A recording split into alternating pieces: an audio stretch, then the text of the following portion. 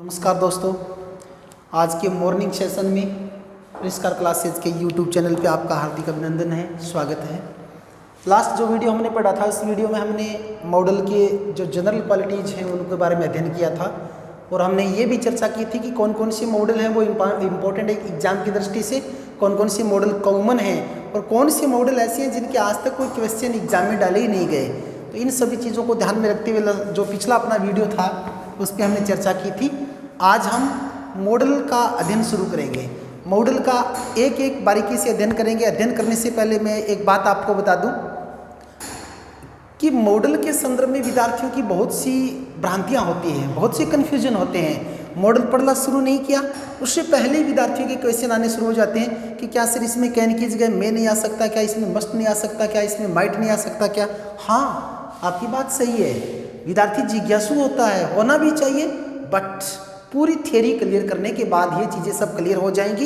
एक मॉडल में एक सेंटेंस में एक से ज़्यादा मॉडल का प्रयोग हो सकता है। तो मैं कैन की शुरुआत करूं उससे पहले मैं आपको थोड़ी सी इस जिज्ञासा पे चर्चा करना चाहूँगा 5 मिनट, उसके बाद मॉडल की हम शुरुआत करेंगे। मैं एक सेंटेंस लिखता हूँ, he is driving A car, एक लिखा। I am coming to school। इन दोनों सेंटेंस में मैंने प्राइमरी ऑक्सिलरीज वर्ब को काम में लिया है। पहली जो वर्ब है उसमें मैंने लिखा है इज, दूसरे में मैंने लिखा है एम। अब ये जो ऑक्सिलरीज वर्ब है ये हमारे इमोशन को नहीं बताती, ये 4 एस्पेक्ट के बारे में चर्चा करती है। कार्य खत्म हो गया, या कार्य शुरू है, या कार्य कब शुरू हुआ कब खत्म होगा, वर्तमान की बात हो रही है, भूतकाल की हो रही है, या फ्यूचर टेंस की हो रही है। ये इन सब चीज़ों की जानकारी हमें से मिलती है।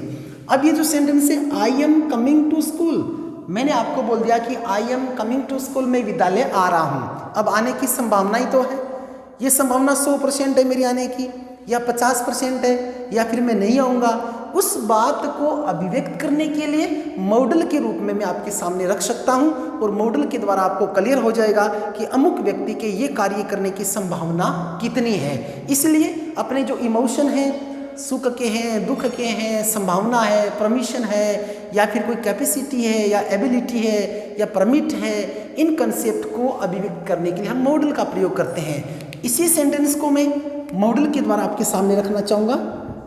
आई may come to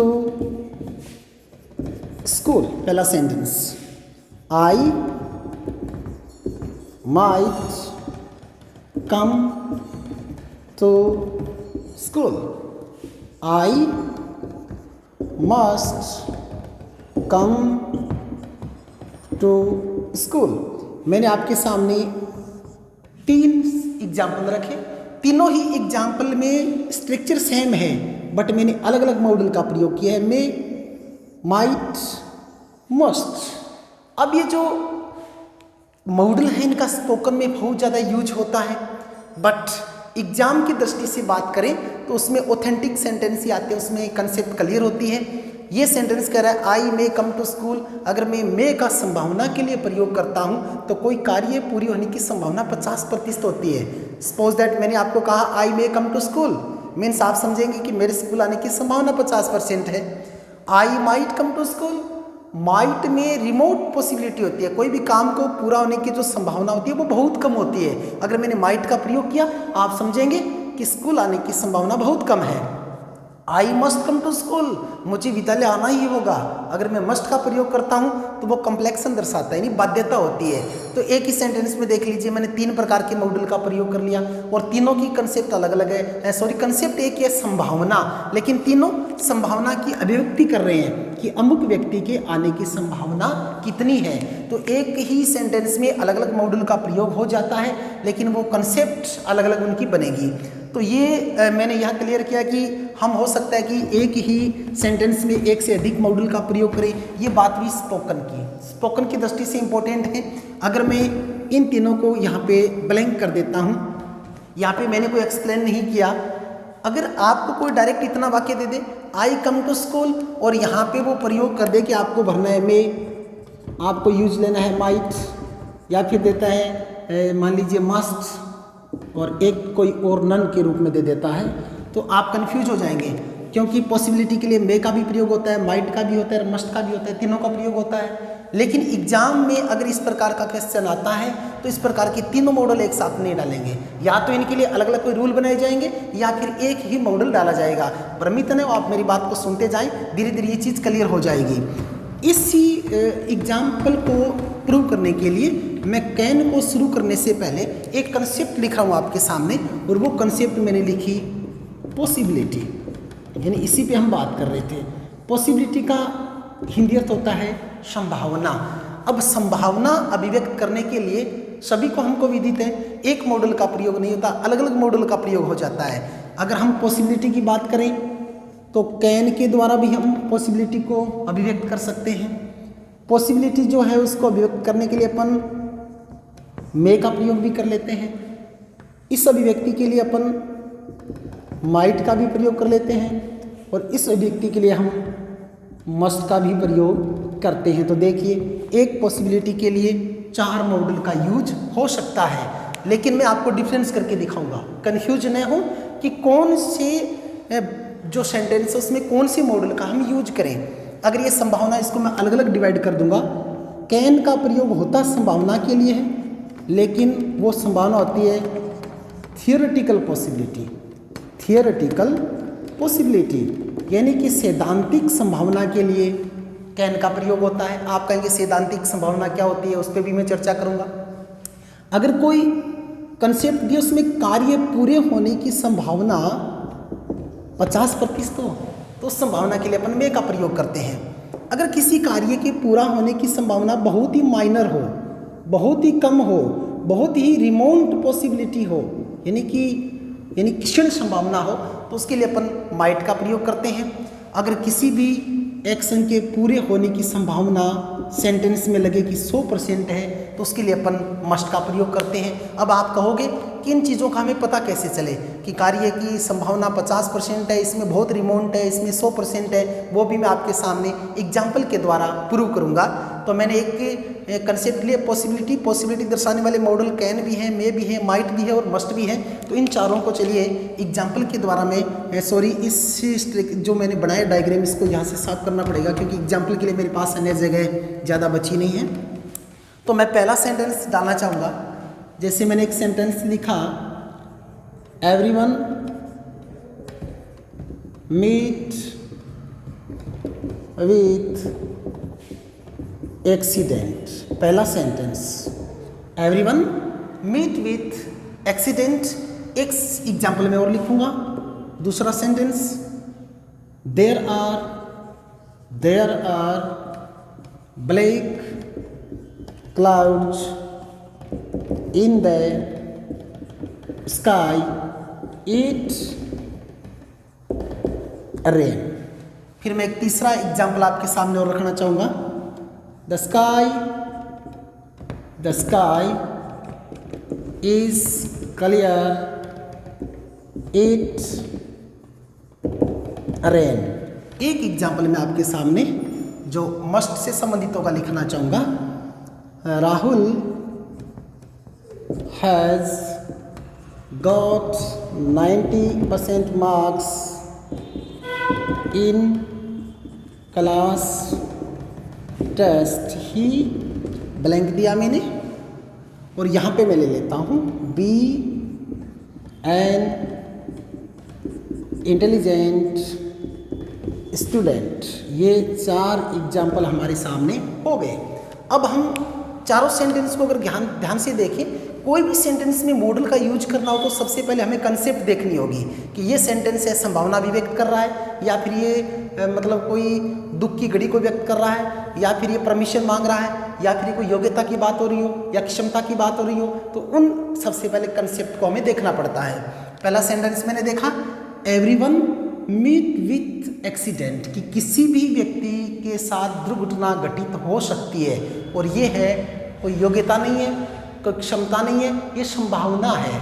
आपके दिमाग में आना चाहिए कि संभावना को अभिव्यक्त करने के लिए कैन, मे, माइट, मस्ट चारों मॉडल का यूज हो सकता है, लेकिन चारों में डिफरेंस होता है। मैं सबसे पहले इस थियोरेटिकल पॉसिबिलिटी के बारे में बता दूं। कोई भी ऐसी संभावना जो व्यक्ति विशेष पे लागू नहीं हो, यानी सभी प्राणियों पे समान रूप से लागू हो, चाहे वो कहीं की बात हो रही हो, तो उसको अपन कहते हैं थियोरेटिकल पॉसिबिलिटी। और उस थियोरेटिकल पॉसिबिलिटी में हमेशा कैन का प्रयोग होता है। दूसरी बात, थियोरेटिकल पॉसिबिलिटी जैसे मैं एक दो एग्जांपल आपके सामने और देना चाहूँ, मैं कह सकता हूँ कि आग खतरनाक हो सकती है। अब खतरनाक होने की संभावना ही तो है, वो संभावना सभी पे समान रूप से लागू होती है, यहाँ तक कि मुझे और आप सभी को समान रूप से इससे खतरा होता है। अगर मैं आपसे ये कहूँ कि कोई भी व्यक्ति अंग्रेजी सीख सकता है, कोई भी व्यक्ति इंग्लिश सीख सकता है, थियोरेटिकल पॉसिबिलिटी है, क्योंकि कोई भी व्यक्ति लैंग्वेज को लर्न कर सकता है। तो इस प्रकार कोई थियोरेटिकल पॉसिबिलिटी आए तो कंफर्म हो गया, उसमें मॉडल का प्रयोग होगा कैन का। दूसरा देखिए, there are black clouds in the sky it rain, आसमान में काले बादल हैं, बारिश हो सकती है। अब अगर मैं यहाँ पे ये चीज़ क्लियर कर दूँ कि आसमान में काले बादल नहीं है, तो क्लियर है काम होने की संभावना 50% नहीं है। अगर आसमान में काले बादल हैं तो काम होने की, कार्य पूरा होने की संभावना 50% तो बनती है, और ऐसी संभावना के लिए अपन हमेशा मे का प्रयोग करते हैं। तो यहाँ पे मैंने प्रयोग किया मे का। अगले मॉडल सेंटेंस की तरफ बढ़िए। द स्काई इज क्लियर, आसमान साफ है, इट रेन। अब यहाँ पे ये सेंटेंस एक कंसेप्ट बना रहा है कि आसमान साफ है, आसमान साफ है तो यहाँ पे बारिश होने की संभावना कितनी है? 50% तो नहीं है, बहुत माइनर है। और बहुत माइनर है तो उस कंडीशन में संभावना के लिए जो मॉडल आता है वो होता है माइट। शायद मेरे हिसाब से आप अच्छी तरह से इसको समझ पा रहे हैं। Rahul has got 90% marks in class test. Rahul ने, अब देखिए इस सेंटेंस के द्वारा मैंने कंसेप्ट बनाया कि राहुल ने अपनी क्लास टेस्ट में 90% हासिल किए हैं, और ही बी एन इंटेलिजेंट स्टूडेंट। अब ये आगे वाला सेंटेंस ये डिमांड कर रहा है कि यहाँ पे जो आपने सेंटेंस पढ़ा, इसको देखते हुए यहाँ इसके बुद्धिमान होने की संभावना कितनी बन रही है? तो आप अपने आप बताएंगे कि सर यहाँ तो बहुत स्ट्रॉन्ग पॉसिबिलिटी है, और स्ट्रॉन्ग पॉसिबिलिटी हो वहाँ आपको पता है कि प्रयोग होता है मस्ट का। तो अब आप ही बता दीजिए, पॉसिबिलिटी के लिए एक मॉडल का यूज थोड़ी ना हुआ, तो हर सेंटेंस अपने अपने तरीके से पेश किया जाता है, उसके अकॉर्डिंग मॉडल का प्रयोग होता है। लेकिन इन्हीं को मैं समझाना चाहूँ, दोबारा से एक बार सुन लीजिएगा। पॉसिबिलिटी के लिए कैन, मे, माइट, मस्ट का प्रयोग होता है, लेकिन इनकी अलग अलग अवधारणाओं के लिए होता है। अगर कोई थियोरेटिकल पॉसिबिलिटी है कैन आएगा, कोई काम होने की संभावना 50% है कि हो भी सकता है, ना भी हो सकता है, यानी कि निश्चित नहीं होना, तो उसमें अपन मे का प्रयोग करते हैं। अगर कोई काम होने की रिमोट पॉसिबिलिटी हो, बहुत कम संभावना हो, जैसे मैं कहूँ कि कल संडे है, मैं क्लास शायद लूँगा। अब संडे है तो कन्फर्म है कि संडे को क्लास स्कूल में लगता नहीं, तो उस हिसाब से रिमोट पॉसिबिलिटी होती है, तो उसमें माइट का प्रयोग होता है। मस्ट का प्रयोग स्ट्रॉन्ग पॉसिबिलिटी के लिए होता है। तो इस प्रकार एक ही कंसेप्ट के लिए हमने 4 मॉडल का यूज किया। कैन पढ़ने से पहले इनको रखना बहुत ज़रूरी था, क्योंकि आपके दिमाग में जो अलग अलग भ्रांतियां हैं उनको क्लियर करने के लिए कि हमें यूज किस प्रकार करना है। अभी इन्हीं सेंटेंस को देखिएगा, जैसे मान लीजिए कि ये जो sentence the sky is clear, इसको मैंने यहाँ तक साफ कर दिया। अब इतना सेंटेंस आप सोचिए पेपर में आ सकते हैं क्या? इट रेन, माइट भरें, मे भरें, मस्ट भरें, कैन भी अपन भर सकते हैं। अगर ये सेंटेंस इतना आए तो ये स्पोकन इंग्लिश है, ग्रामेटिकल नहीं है। अगर स्पीकर और लिसनर आमने सामने हैं तो जो स्पीकर है वो लिसनर को हाथों के हाव भाव से बता देता है। मान लीजिए कि आसमान में काले बादल थे, वहीं स्पीकर खड़ा है, वहीं लिसनर खड़ा है, और स्पीकर ने आसमान की तरफ देख के कहा कि इट माइट रेन, मतलब वो कह रहे हैं कि आज बारिश आने की संभावना बहुत कम है। तो जो पेपर सेटर होता है वो तो हमसे डायरेक्टली मिलते ही नहीं, तो वो जब एग्जाम में क्वेश्चन डालेंगे तो इस प्रकार की एक कंसेप्ट पहले डालेंगे, और वो कंसेप्ट बताएगी कि काम पूरे होने की संभावना कितनी है, उसके अकॉर्डिंग हमको मॉडल का प्रयोग करना है। तो आप भ्रमित न हो। जैसे मान लीजिए कि इतना सेंटेंस दिया, इट रेन टुडे, अब उसने यहाँ पे लिख दिया might, must, can, might, must, can और एक दे दिया नन। अब आप सोचिए, सॉरी एक मैं ले लेता हूँ, मैं नन की जगह। ये इट रेन टडे आपने सेंटेंस को देखा, आपके दिमाग में ये है कि हाँ संभावना अभिव्यक्त हो रही है कि बारिश आ सकती है। अब संभावना अभिव्यक्त हो रही है तो उसको पॉसिबिलिटी के लिए आपको सोचना है कि पॉसिबिलिटी के लिए माइट भी आ सकता है, मस्ट भी आ सकता है, कैन भी आ सकता है और मे भी आ सकता है। तो ये चारों ही आंसर सही हो सकते हैं, स्पोकन में सही हो सकते हैं। लेकिन एग्जाम की दृष्टि से ऐसे अधूरे सेंटेंस नहीं डाले जाते, क्योंकि यहाँ संभावना बन रही है। वो किस प्रकार की संभावना है, कितने परसेंट है, उसको क्लियर करने के लिए पहले एक कंसेप्ट जरूर आपके सामने रखी जाएगी। उस प्रकार के प्रश्न आपके एग्जाम में पूछे जाएंगे। तो आप भ्रमित न हो, इस सेंटेंस में मैं माइट भी ले सकता हूँ, मस्ट भी ले सकता हूँ, कैन भी ले सकता हूँ और मे भी ले सकता हूँ, तो आंसर सही कहाँ हुआ। लेकिन इसी सेंटेंस से पहले अगर मैं यहाँ डाल दूँ कि द स्काई इज क्लियर, तो फिर 3 कट हो जाएंगे। कन्फर्म है कि आसमान साफ है, तो रिमोट पॉसिबिलिटी उसके बाद हम माइट का यूज करेंगे। तो इस प्रकार जो मॉडल आएंगे उनको हमें भ्रमित, ज़्यादा कन्फ्यूजन होने की ज़रूरत नहीं। जो भी प्रश्न आएगा बड़ा ऑथेंटिक होगा और उसके अकॉर्डिंग हम आसानी से इनको हल कर लेंगे। तो सबसे पहले मैंने इस मुद्दे पे इसलिए बात की, मुझे पता है विद्यार्थी बहुत जिज्ञासु होते हैं, पढ़ने से पहले उनके दिमाग में आता है कि एग्जाम में प्रश्न कैसे बनेगा। तो मैंने बता दिया, थोड़ी हिंट दे दी कि आपकी जितने भी भ्रांतियाँ उनको दूर कर दी जाएगी। प्लीज़ आप हमारे साथ बने रहें। इसी के साथ ये अपना जो पहला जो मैंने कुछ एग्जाम्पल 3-4 लिखे, उनको मैंने क्लियर किया कि प्रश्न किस प्रकार हमको देख के हल करने हैं। अब हम डायरेक्ट आते हैं अपने मॉडल कैन पे, यानी कैन का प्रयोग हम कहाँ करते हैं, क्यों करते हैं, किस प्रकार करते हैं, किस प्रकार के सेंटेंस में करते हैं। सबसे पहले दिमाग में ये प्रश्न उठता है कि कैन का हिंदी अर्थ क्या होगा। कैन का हिंदी अर्थ होता है सकना, इस सेंस में कैन का प्रयोग होता है। दूसरा कि कैन का प्रयोग कौन सी टेंस में होता है। कैन का प्रयोग हमेशा प्रेजेंट टेंस में ही होता है, पास्ट टेंस में कैन का प्रयोग नहीं होता। अब कैन है, उसकी कुछ निश्चित कंसेप्ट होती है, उन्हीं के लिए सिर्फ कैन का प्रयोग होता है। तो वो कंसेप्ट मैं आपके सामने लिखूंगा। जैसे मैंने यहाँ पे एक वर्ड लिखा कंसेप्ट, यानी अवधारणा। कैन के द्वारा कौन कौन सी अवधारणाओं को, इमोशन को हम अभिव्यक्त कर सकते हैं। उसमें एक आता है एबिलिटी, एक इसमें कंसेप्ट है वो आती है कैपेसिटी, एबिलिटी, कैपेसिटी। एक इसमें आता है पावर या स्ट्रेंथ। ये इतने ही नहीं है, इसकी कंसेप्ट और भी हैं, लेकिन एक साथ अपन सबको क्लियर नहीं कर सकते। तो पहले मैं 3 ही कंसेप्ट ले लेता हूँ, एबिलिटी, कैपेसिटी, पावर, स्ट्रेंथ। प्रत्येक का हिंदी अर्थ भी मैं बता देता हूँ। एबिलिटी का हिंदी अर्थ होता है योग्यता, कैपेसिटी का हिंदी अर्थ होता है क्षमता, पावर और स्ट्रेंथ का मतलब होता है ताकत या बल। इस प्रकार इन चारों या तीनों कंसेप्ट के लिए हमेशा कैन का प्रयोग होता है। कोई भी ऐसा सेंटेंस जिसमें योग्यता की बात हो रही हो, जो योग्यता को अभिव्यक्त कर रहा हो, कोई भी ऐसा सेंटेंस जो क्षमता की बात कर रहा हो, कोई भी ऐसा सेंटेंस जो पावर की बात कर रहा हो, उसमें डेफिनेटली कैन का प्रयोग होगा। बट एक शर्त है, वो वाक्य प्रेजेंट टेंस का होना चाहिए, वरना उसमें कैन का प्रयोग नहीं हो सकता। इनको मैं एग्जाम्पल के द्वारा आपके सामने प्रूव करना चाहूँगा। पहला सेंटेंस में यही लिखूँगा, आई टीच इंग्लिश। पहला सेंटेंस मैंने लिया, I teach English. 2 number sentence मैंने लिखा, आई राइट इंग्लिश। तीसरा सेंटेंस एक एग्जाम्पल और लेना चाहूँगा मैं, Rahul drive his car continue 3 hours. एक एग्जाम्पल मैं आपके सामने और रखूँगा। मैंने लिखा, आई सी लेफ्ट a heavy box। एक सेंटेंस और देता हूँ, they left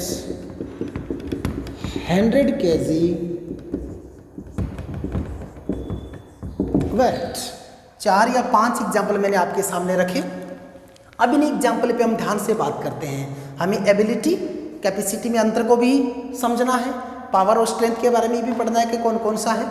पहली बात करूंगा मैं एबिलिटी की, योग्यता की। इंसान में जिसमें मानसिक शक्ति के द्वारा कोई भी काम करने की योग्यता हो, जैसे मैं पढ़ सकता हूँ, मैं लिख सकता हूँ, मैं अंग्रेजी पढ़ा सकता हूँ, मैं ये कर सकता हूँ, वो जो अपना स्किल है, जो अपना कौशल है, वो हमेशा एबिलिटी में आता है। जैसे मैं पहेली को हल कर सकता हूँ, हल करने की मेरे अंदर क्षमता है, या फिर मैं ये कहूँ कि मैं गणित के या मैथ्स के सवाल को हल कर सकता हूँ, हल करने की मेरे अंदर योग्यता है। तो उस योग्यता के लिए हम हमेशा कैन का प्रयोग करते हैं। तो पहला सेंटेंस देखिएगा, आई टीच इंग्लिश, यानी मेरे अंदर अंग्रेजी पढ़ाने की योग्यता है। और योग्यता का मतलब एबिलिटी, और एबिलिटी कंसेप्ट के लिए हमेशा एक ही मॉडल का प्रयोग होता है, और वो मॉडल होता है कैन। बस इसमें शर्त इतनी है, जो सेंटेंस है वो प्रेजेंट टेंस का होना चाहिए और योग्यता होनी चाहिए। डेफिनेटली हम कैन का प्रयोग करेंगे, बाकी कोई मॉडल के द्वारा एबिलिटी को अभिव्यक्त नहीं किया जाता। आई राइट इंग्लिश, मैं अंग्रेजी लिख सकता हूँ, मेरे अंदर अंग्रेजी लिखने की जो क्षमता है, योग्यता है। तो इस सेंटेंस के लिए भी मैं प्रयोग करूँगा कैन का। आगे देखिए, Rahul drive his car continue 3 hours. Rahul लगातार 3 घंटे तक अपनी कार को चला सकता है। अब कार को चलाना राहुल का स्किल है, बट लगातार 3 घंटे चलाना उसकी क्षमता है। यानी कि कोई इंसान कोई काम 1 घंटे कर सकता है, कोई 2 घंटे, कोई 3 घंटे। अगर योग्यता को टाइम पीरियड में बांध दिया जाए कि ये इतने घंटे तक मैं ऐसा कर सकता हूँ, मैं ये कर सकता हूँ, तो वो फिर कैपेसिटी के अंतर्गत चला जाता है। जैसे मैं ये कहूँ कि मैं गणित का सवाल हल कर सकता हूँ, मेरी योग्यता है। मैं कहूँ कि मैं 2 मिनट में गणित का सवाल हल कर सकता हूँ, मेरी क्षमता है। तो मैंने ये कहा कि जब योग्यता को टाइम पीरियड के साथ बांध दिया जाए तो वो कैपेसिटी का रूप धारण कर लेता है।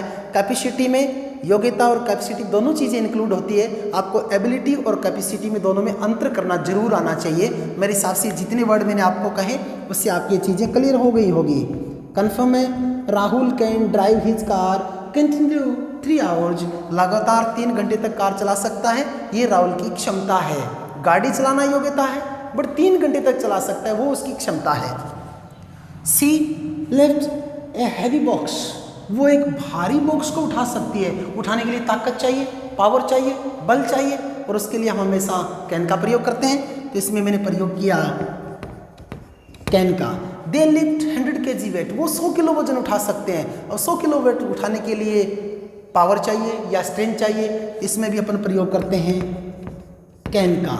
ये जितने भी सेंटेंस मैंने आपके सामने लिखे एग्जाम्पल, इन सभी में या तो एबिलिटी है या कैपेसिटी है या पावर है या स्ट्रेंथ है, उसके अकॉर्डिंग अपन मॉडल का प्रयोग करते हैं। मेरे हिसाब से आपने एबिलिटी, कैपेसिटी, पावर और स्ट्रेंथ, इन तीनों में अंतर करना सीख लिया होगा। मॉडल की 3 ही विशेषताएं, ये जो कंसेप्ट नहीं है कैन की, इसके आगे और भी पढ़ेंगे हम। अगली कंसेप्ट से पहले जाएं, उससे पहले मुझे पता है आपके दिमाग में एक प्रश्न उठ रहा है कि एग्जाम में प्रश्न कैसे आएगा, हम एग्जाम में क्या करेंगे। चलिए पहले मैं अगली कंसेप्ट से पहले जाने से पहले आपके उस क्वेश्चन का जवाब दे देता हूँ। एग्जाम में किस प्रकार के प्रश्न पुटअप होते हैं वो भी मैं आपको बता दूंगा, ताकि आगे जैसे जैसे हम पढ़ें तो आप ये सोचते जाएं कि हाँ किस प्रकार मेरे को तैयारी करनी है। तो एग्जाम की दृष्टि से मैं कुछ यहाँ पे एग्जाम्पल लिख रहा हूँ, और तीनों एग्जाम्पल कैन से संबंधित ही होंगे। तो आप ध्यान से देखिएगा, अपने आंसर को सोच के रखिएगा। पहला प्रश्न मैंने लिखा आई कैन, सॉरी आई के बाद मैं यहाँ पे ब्लैंक देना चाहूँगा, आई रन फास्ट, इस प्रकार का प्रश्न डालता है।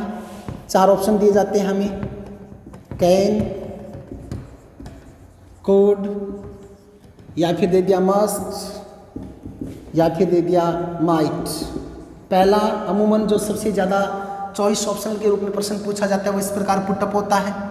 दूसरा क्वेश्चन मैं रखना चाहूँगा, I can solve this puzzle. इसमें क्या किया जाता है कि जो मॉडल है उसको अंडरलाइन कर दिया जाता है। जैसे कि यहाँ पे मैं कर रहा हूँ, कैन को अंडरलाइन कर दिया। ये पूछने का होता है दूसरा तरीका, और फिर उसके बाद नीचे ऑप्शन लिखे जाते हैं। एक में दे दिया कैपेसिटी, बी में दे दिया एबिलिटी, सी में दे दिया पावर और डी में मान लीजिए दे दिया नन। तो ये अपना दूसरे प्रकार का क्वेश्चन। अगर मैं तीसरे प्रश्न की तरफ बढ़ना चाहूँ कि और किस प्रकार के मॉडल के क्वेश्चन आ सकते हैं, तो मैं एग्जाम्पल नंबर 3 आपके सामने लिखना चाहूँगा। I can run fast, I can run fast in the morning. और इसको मैं 4 पार्ट में डिवाइड करने की कोशिश करूँगा। I can run fast in the morning, यहाँ पे मैंने लिख दिया नो एरर। और इनकी नंबरिंग मैंने इस प्रकार कर दी 1 2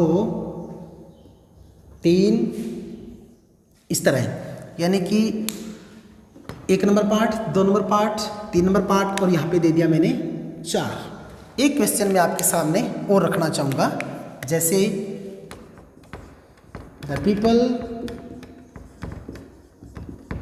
can spoke English all over the world. ये चौथा सेंटेंस मैंने आपके सामने ले लिया। देखिए, इसको भी मैं 4 पार्ट में डिवाइड करने की कोशिश करूँगा। पहला पार्ट ले लिया मैंने ये, दूसरा पार्ट मैंने ये ले लिया, तीसरा पार्ट हो गया ये पूरा, और चौथे पार्ट में दे दिया मैंने नो एरर। और यहाँ पे भी मैं नंबरिंग की कोशिश कर रहा हूँ। मैंने यहाँ पे दिया 1 2 3 और यहाँ पे नंबर दे दिया 4।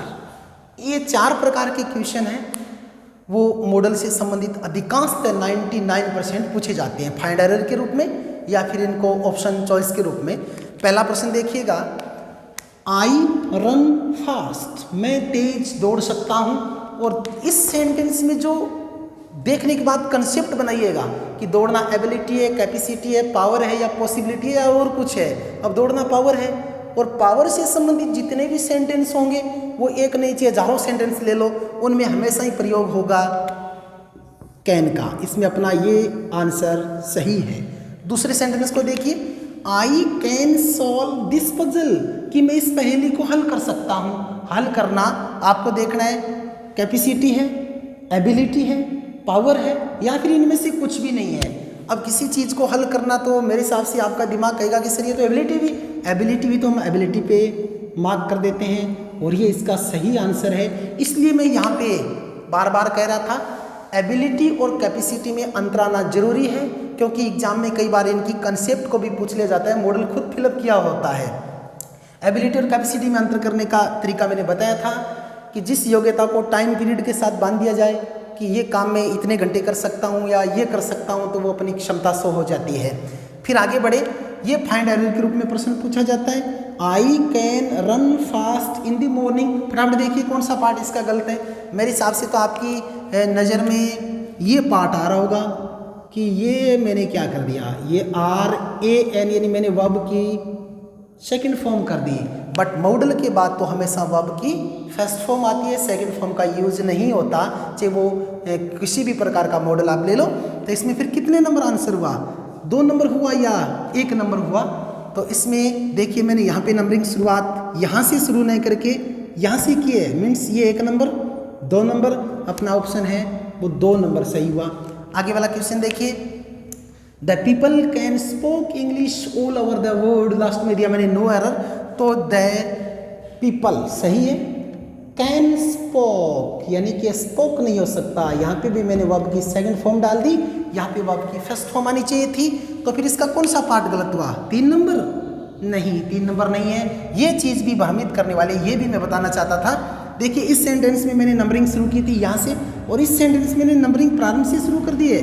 मतलब 1 नंबर पार्ट हुआ ये, 2 नंबर पार्ट हुआ ये, 3 नंबर पार्ट ये और 4 नंबर पार्ट ये।